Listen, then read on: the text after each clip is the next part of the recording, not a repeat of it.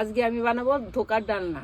ডালটা ভিজিয়ে রেখেছিলাম, এখন আদা কাঁচা লঙ্কা দিয়ে ডালটা বেটে নেব। আমি শুধু ছোলার ডাল দিয়েই করছি, তোমরা চাইলে মটর ডাল মিশিয়েও করতে পারো। তেলের মধ্যে মৌরি ফোড়ন দিয়ে দিচ্ছি, এবার ডালটা দিয়ে দেব। এবার একটু হিং দিয়ে দিচ্ছি, এবার হলুদ, চিনি আর লবণ দিয়ে দিচ্ছি। একটা সমান থালা নিয়েছি, তার মধ্যে ঘি মাখিয়ে নিয়েছি। এবার থালাটার মধ্যে এটা নামিয়ে নেব। এবার চেপে চেপে এটাকে বসিয়ে নিতে হবে।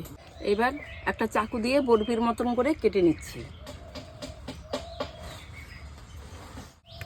তুলে নেব একটা একটা করে।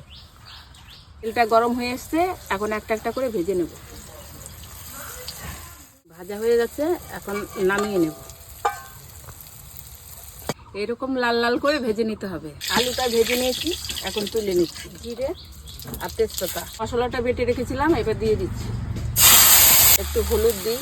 মশলা বলতে জিরে, আদা, লঙ্কা আর হলুদ দিয়ে মশলাটা কষিয়ে নিচ্ছি। কষানোর মধ্যে একটু চিনি দিয়ে দিলাম, লবণ দিলাম। এবার ভেজে রাখা আলুটা দিয়ে দিলাম। ভাজা হয়ে গেছে, এখন জল দিয়ে দিচ্ছি। এবার ভেজে রাখা ধোকাগুলো দিয়ে দিচ্ছি। এবার একটু ঘি আর গরম মশলা দিয়ে দেবো। হয়ে গেছে আমার ধোকার ডালনা। নিরামিষের দিন তোমরাও বানিয়ে দেখবে, আশা করি ভালোই লাগবে। আজকের মতো টাটা।